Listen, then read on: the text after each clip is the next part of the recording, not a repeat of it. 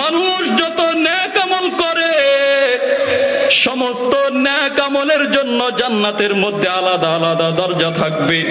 অর্থাৎ নামাজের জন্য আলাদা দরজা থাকবে, রোজার জন্য আলাদা দরজা থাকবে, হজের জন্য আলাদা দরজা থাকবে, কুরবানির জন্য আলাদা দরজা থাকবে। এইভাবে যত নেক আমল করবে সমস্ত নেক আমলের জন্য জান্নাতের মধ্যে আলাদা আলাদা দরজা থাকবে। আল্লাহর রাসূল বলেন, যে ব্যক্তি নামাজি ওই নামাজি ব্যক্তিকে নামাজের দরজা দিয়ে ডাকা হবে। যেই ব্যক্তি রোজাদার রোজাদারকে রোজার দরজা দিয়ে ডাকা হবে। যেই ব্যক্তি মুজাহিদ ওই ব্যক্তিকে জিহাদের দরজা দিয়ে ডাকা হবে।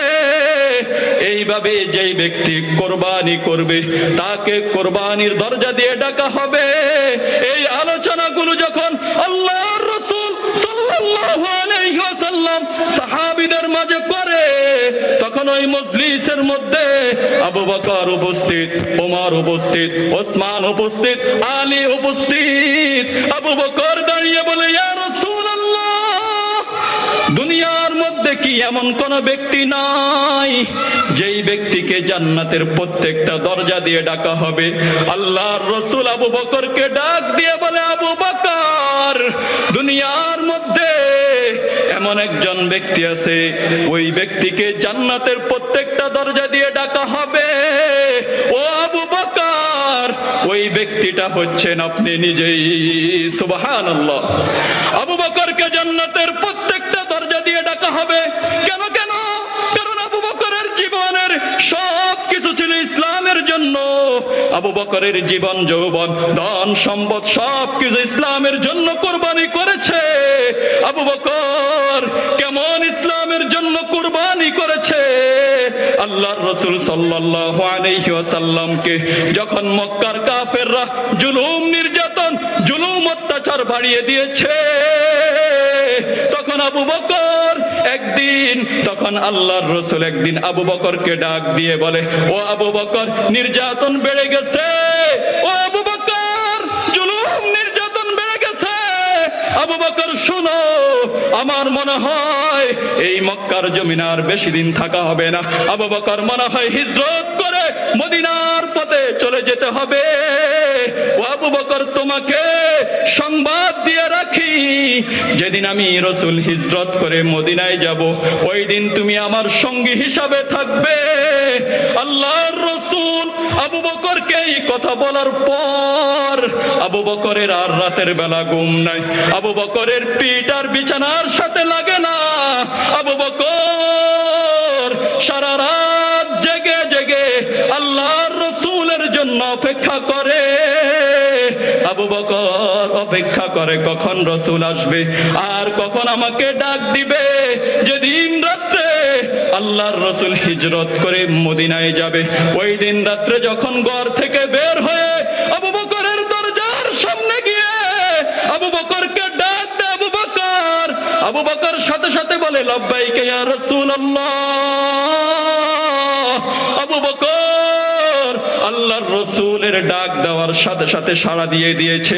ঘর থেকে বের হয়ে আসার পর আল্লাহর রাসূল আবু বকরকে বলে, আবু বকর, তুমি কি রাতের বেলা ঘুমাও নাই? আবু বকর বলে, ইয়া রাসূলুল্লাহ, যেদিন থেকে আপনি আমাকে সংবাদ দিয়েছেন ওই দিন থেকে আমি আবু বকর আর ঘুমাই না। কারণ কখন আপনি আমার দরজার সামনে আসবেন আর কখন আপনি আমাকে ডাক দিবেন। আর যদি আমি ডাক দেওয়ার সাথে সাথে আপনার কথার জবাব না দিতে পারি, তাহলে হতে পারে আপনার কষ্ট হবে। এই কারণে আমি আর ঘুমাই না, আমি জাগ্রত আছি। আল্লাহর রাসূল যখন আবু বকরকে নিয়ে আল্লাহর রাসূল গারে সাওরের উদ্দেশ্যে রওনা হয়ে যায়, পাহাড়ের উপরে ওঠার পর একটি গুহার ভিতরে আশ্রয় গ্রহণ করেন। গুহার ভিতরে প্রবেশ করার পর গুহার ভিতরে দেখে অনেকগুলো ছোট ছোট ছিদ্র। আবু বকর ছিদ্র দেখে তার গায়ের চাদরটা চিরে গুহার লোহার সমস্ত ছিদ্রগুলো বন্ধ করলো, কিন্তু দুইটা ছিদ্র বন্ধ করার মতো কাপড় নাই। আবু বকর দুইটা ছিদ্রর মধ্যে পায়ের দুই গোড়ালি রেখে আল্লাহর রাসূলের জন্য বিছানা বিছিয়ে দিয়েছে। আল্লাহর রাসূলের জন্য রান দুইটা বিছিয়ে দিয়ে আবু বকর বলে, ইয়া রাসূলুল্লাহ, ঘুমিয়ে পড়েন। আল্লাহর রাসূল ঘুমিয়ে যাওয়ার পরে ওই দুইটা ছিদ্রের একটা ছিদ্র দিয়া বিষাক্ত একটি সাপ এসে আবু বকরের পায়ের মধ্যে দংশন করে। আবু বকরের ব্যথার চোটে আবু বকরের চেহারা কালো হয়ে যায়, সমস্ত শরীর কালো হয়ে যায়।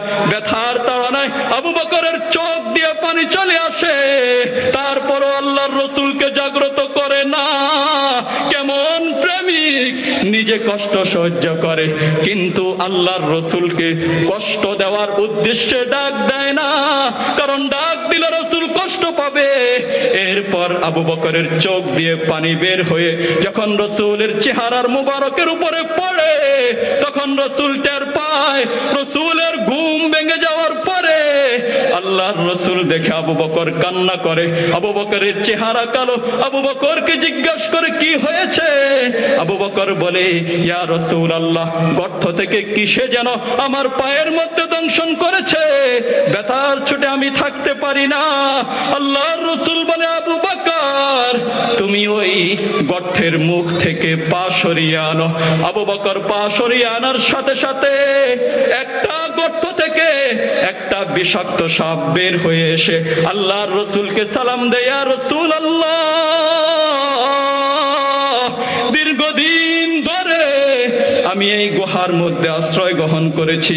তাওরাতের একজন আলেম যখন তাওরাত পড়ে, তার কাছ থেকে আমি শুনেছি আপনি যখন মক্কা থেকে মদিনায় হিজরত করবেন, এই গর্তের মধ্যে আপনি বিশ্রাম নিবেন, এই গর্তের মধ্যে আপনি অপেক্ষা করবেন আপনার চেহারা দেখার জন্য।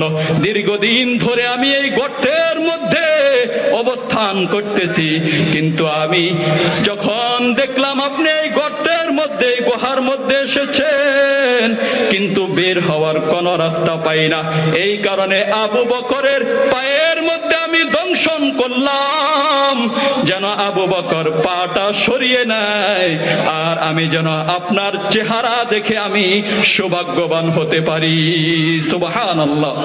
আবু বকরের এই পরিমাণ ত্যাগ, আবু বকর নবীর জন্য, ইসলামের জন্য সব কিছু করেছে। এই কারণে আবু বকরকে জান্নাতের প্রত্যেকটা দরজা দিয়ে ডাকা হবে।